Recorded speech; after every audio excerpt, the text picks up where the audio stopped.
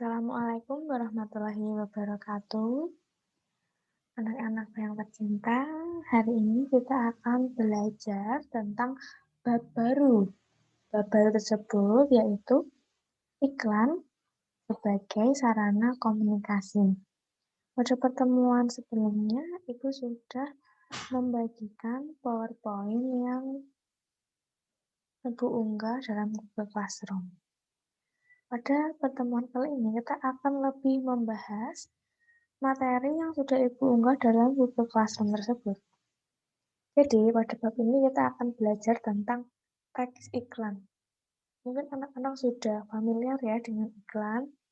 Iklan itu dapat kita jumpai di televisi, kemudian di koran, bahkan di internet, kemudian di jalanan juga kadang ada beberapa iklan yang sebenarnya mungkin anak-anak kurang terlalu ngeh atau kurang sadar bahwa ternyata itu adalah iklan atau teks iklan. Nah, ini adalah contoh iklan. Contoh iklannya ini temanya pendidikan. Jadi di sini ada mengiklankan tentang ruang guru ya. Jadi di sini termasuk iklan, ini iklan bidang pendidikan. Contohnya seperti ini. Kemudian ada lagi contohnya, yakni iklan berupa penawaran produk. Nah, ini produk yang ditawarkan itu ada Floridina, terus kemudian ada ale-ale. Nah, ini juga termasuk iklan. Jadi iklan itu macamnya ada banyak sekali. Nah, macam-macamnya itu ada apa saja, kita akan pelajari pada bab ini. Kita akan pelajari macam-macamnya, kemudian ada unsurnya, kemudian ada tujuannya. Kita akan pelajari pada bab ini. Nah, berdasarkan apa yang Ibu jelaskan, maka timbul pertanyaan, apa itu iklan? Jadi, iklan adalah teks yang mendorong, membujuk khalayak agar tertarik pada barang dan jasa yang ditawarkan. Jadi, pada teks iklan itu, kita ada dua produk, yakni barang atau jasa. Kalau barang itu bendanya berupa fisik atau bisa dilihat. Contohnya kayak benda-benda kursi, rumah, dan ada sepeda motor, mobil, itu kan termasuk barang karena dapat dilihat. Tapi kalau jasa, kita itu menyediakan hal-hal yang tidak dapat dilihat. Misalnya ketika ada bimbel, itu kan penyediaan jasa berupa pengajaran atau pendidikan mata pelajaran tertentu. Kemudian ada juga jasa Gojek atau Grab, itu kan jasanya kan jasa pengiriman juga bisa, terus jasa antar jemput juga bisa. Nah, itu bedanya barang dan jasa. Kalau barang bisa dilihat wujudnya, tapi kalau jasa tidak dapat dilihat wujudnya. Iklan ini disampaikan melalui berbagai sarana. Nah, sarananya itu apa saja? Ada televisi, kemudian ada radio, terus surat kabar, internet, kemudian di majalah juga ada. Nah, pokoknya di manapun itu kita sering kali menjumpai iklan. Lanjut, ini ada ciri-ciri iklan. Ciri-ciri iklan itu ada 3. Yang pertama, menggunakan kalimat persuasif, yang artinya membujuk dan meyakinkan pembacanya untuk menggunakan produk atau jasa yang sedang diiklankan. Nah, pada teks iklan itu harus menggunakan kalimat persuasif. Persuasif itu kalimat ajakan atau bujukan agar orang yang membaca atau mendengar apa yang kita utarakan itu tertarik atau yakin ingin membeli atau menggunakan jasa yang kita sediakan. Jadi harus menggunakan kalimat persuasif. Yang kedua, memakai slogan atau tagline, sehingga iklan tersebut akan mudah diingat pembacanya dan akan lebih terkenal. Nah, slogan atau tagline ini banyak sekali ya. Kalau misalnya anak-anak melihat beberapa iklan di televisi, itu kan pasti slogannya banyak sekali ya, misal, ada iklan Baygon, kan ada bunuh nyamuk anti sesak misal, itu kan namanya slogan. Terus kemudian banyak ya contohnya, misalnya ada slogan-slogan di dalam iklan. Nah, itu membantu meningkatkan daya tarik apa yang diiklankan oleh, institusi atau oleh perusahaan. Kemudian yang ketiga ada menggunakan subjek berupa kata ganti orang pertama tunggal atau jamak seperti kami, aku, saya, dan sebagainya. Jadi pada teks iklan itu kan biasanya dijumpai ada kami menyediakan jasa layanan 24 jam. Pokoknya gitu-gitu ya. Jadi selalu menggunakan kata kami atau aku atau saya dan sebagainya. Jadi tidak mungkin, eee, bukan tidak mungkin, itu menjadi hal yang jarang ketika pada teks iklan itu menggunakan kata ganti orang pertama, tapi menggunakan nama misal, itu kurang tepat ya. Kemudian, ini fungsi iklan. Fungsi iklan kalau dilihat dari segi perusahaan bisnis komersial itu untuk menjual barang dan jasa. Jadi, ketika perusahaan-perusahaan ini mengiklankan barang atau jasanya, itu kan pasti menarik pembeli untuk menggunakan barang atau jasanya ya, sehingga barang atau jasa yang disediakan dapat terjual. Yang kedua, ada bagi dunia perkantoran untuk mendapatkan karyawan. Jadi misalnya ada iklan tentang pembukaan lowongan pekerjaan. Itu kan kalau sekarang itu caranya mudah ya, tinggal masang iklan tentang loker yang dicari, terus kemudian disebarluaskan, itu pasti nanti orang-orang, tertarik dengan iklan tersebut. Kemudian yang ketiga ada bagi pemerintah, untuk menyebarkan informasi dan memberikan layanan masyarakat. Jadi, kita tarik contoh yang paling baru ya, ini misal tentang PPKM ini. Yang buat PPKM siapa, Nak? Yang buat PPKM itu kan kebijakan dari pemerintah. Nah, kebijakan dari pemerintah terkait PPKM ini dapat dibuat, iklan. Contohnya misal, tidak boleh kemana-mana atau meminimalisir kegiatan di luar rumah apabila tidak mendesak. Yaitu termasuk iklan yang buat pemerintah untuk menyebarkan informasi. Informasinya apa, Nak? Informasinya itu terkait PPKM. Nah, yang keempat, ada bagi perorangan untuk membeli dan menjual barang-barang. Ya, ini kalau misalnya ada orang, terus kemudian pengen beli apa ya, tapi bingung, nah nanti bisa lihat iklan, terus jadi tahu harus beli produk yang apa, seperti itu. Atau kemudian kalau misalnya ada orang yang pengen pengen bisnis itu kan bisa bisa membuat iklan, terus kemudian dijual barang-barangnya.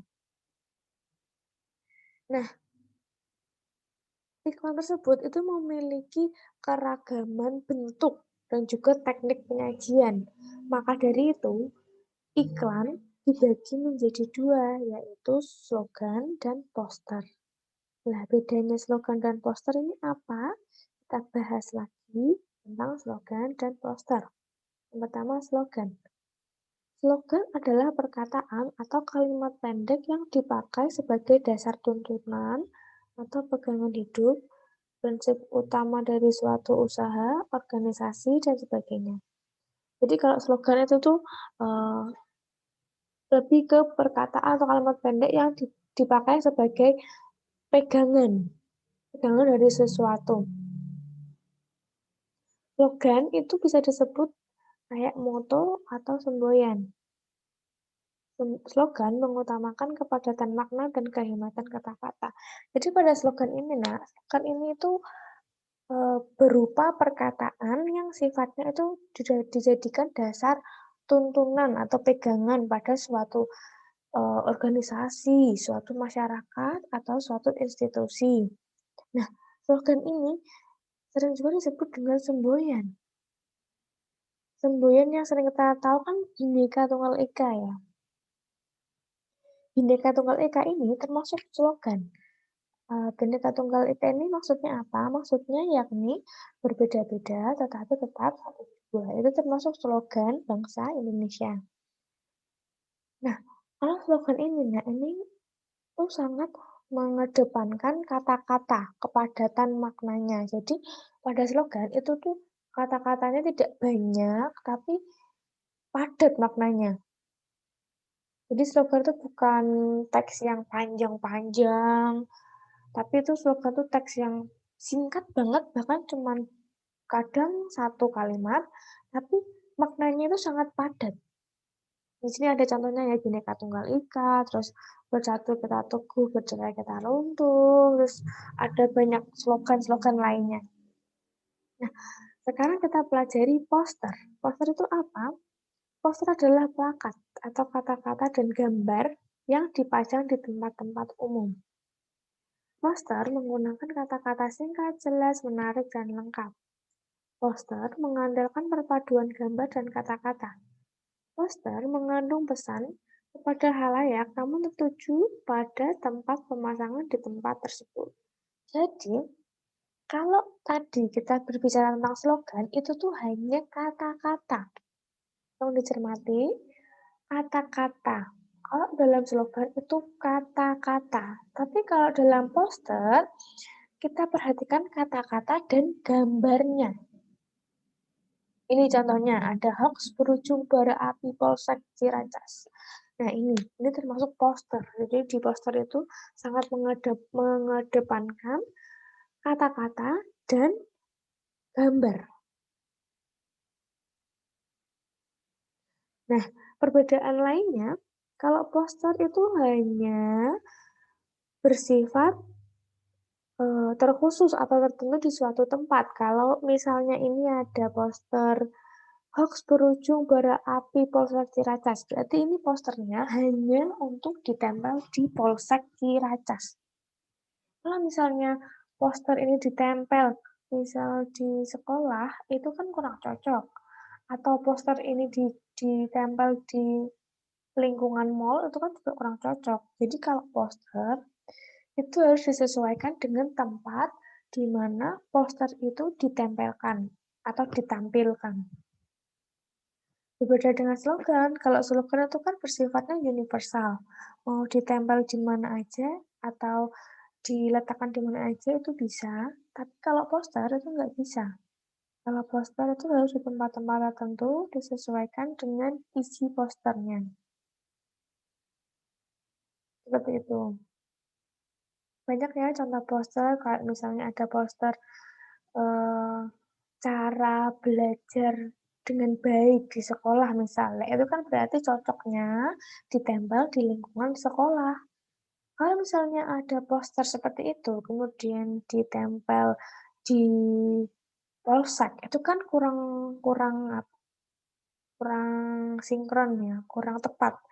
Jadi poster harus disesuaikan dengan di mana poster tersebut diletakkan atau ditempelkan. Itu. Lanjutnya, ini ada unsur-unsur iklan, slogan, dan poster. Oke, ini seperti yang Ibu yang tadi ya. Kalau iklan itu harus ada gambarnya, kata-katanya, gerak, kemudian ada suaranya.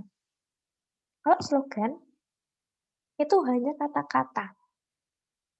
Kalau misalnya slogannya itu tertulis, berarti hanya kata-katanya. Tapi kalau slogannya itu lisan, itu suara. Tapi kalau dalam poster, itu hanya gambar dan kata-kata. Jadi kalau poster lisan itu nggak bisa. Poster lisan itu nggak bisa. Jadi poster itu harus berupa tulisan. Entah itu tulisannya dicetak ataupun dalam dunia digital itu pokoknya tidak boleh atau tidak bisa poster disajikan dengan lisan itu tidak bisa. Lanjut. Nah, ini ada unsur pembentuk iklan. Ada 1, 2, 3, 4, 5, 6. Ada 6. Yang pertama, unsurnya itu ada 1. Sumber adalah pemasang iklan yang berinisiatif dan penyandang dana dari pemasangan suatu iklan. Jadi sumber ini maksudnya adalah siapa? Siapa yang memasang iklan? Jadi kalau misalnya ada iklan tentang produk Floridina misalnya, itu kan sumbernya dari mana? Sumbernya dari PT Floridinanya. Terus kemudian kalau misalnya tadi ada poster terkait polsek tadi, itu sumbernya dari mana? Ya sumbernya dari polsek itu sendiri. Kemudian yang B. B itu pesan. Pesan adalah informasi yang disampaikan. Nah, di dalam iklan, poster, atau slogan itu, isi atau informasi yang disampaikan itu apa, itu harus ada. Kemudian yang ketiga, ada media.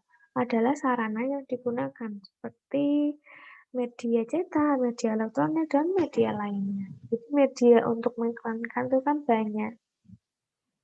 Ada kalau media cetak ada koran, koran itu juga bentuknya macam-macam, mereknya macam-macam, kemudian ada majalah. Kalau itu media online juga ada internet. Terus kemudian ada televisi, itu termasuk media. Keempat, penerima.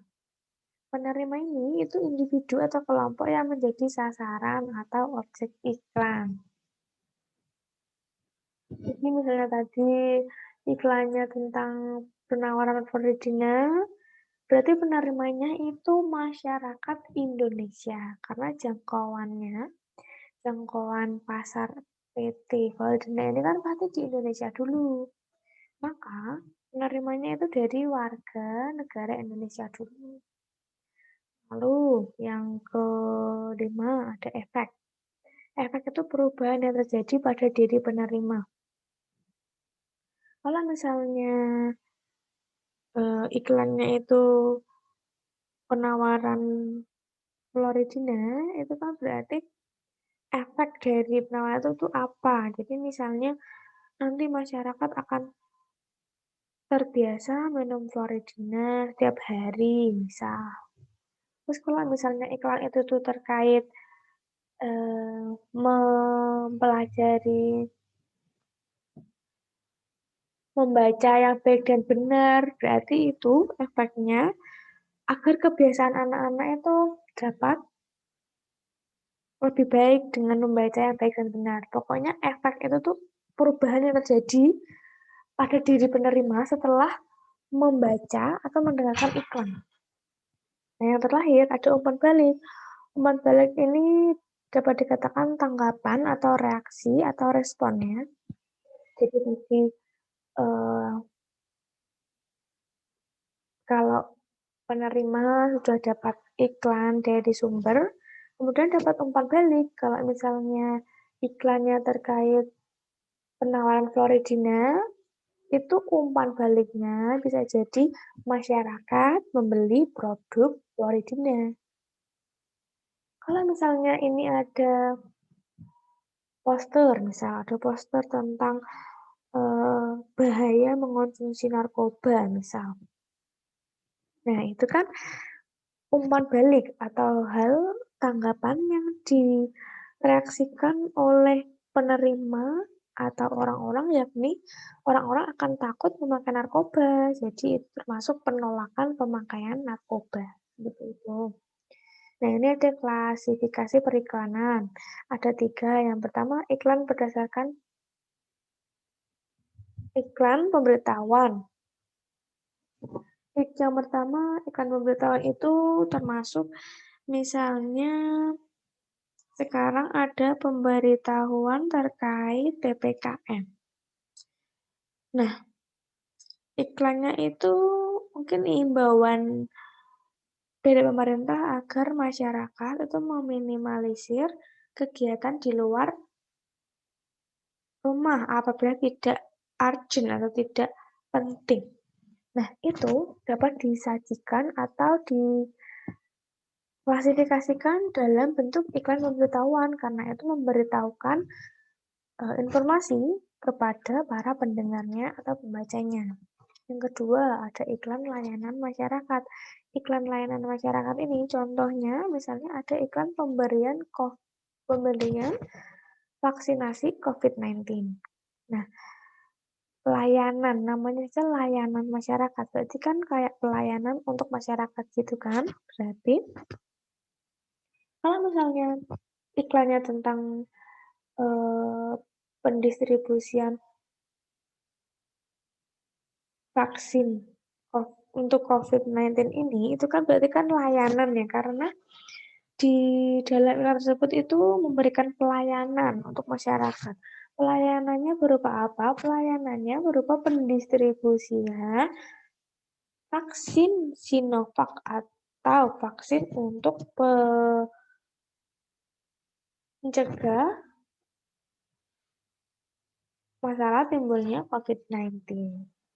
Yang ketiga ada iklan penawaran. Iklan penawaran itu banyak bentuknya, ada penawaran produk. Kalau produk ya ada Ferdinand, terus misalnya ada Sprite, ada coklat, ada makanan-makanan, terus kemudian ada benda-benda. Itu ya, itu termasuk penawaran. Oke, hanya itu dulu untuk pertemuan 2 sampai sini. Untuk tugasnya akan Ibu unggah di Google Classroom. Jadi saat ini, anak-anak silahkan jangan lupa materi yang Ibu sampaikan hari ini dilengkapi dulu di buku catatan apabila ada hal yang masih kurang. Untuk kemarin kan baru sampai ini ya, poster ini. Sampai ini unsur-unsur iklan.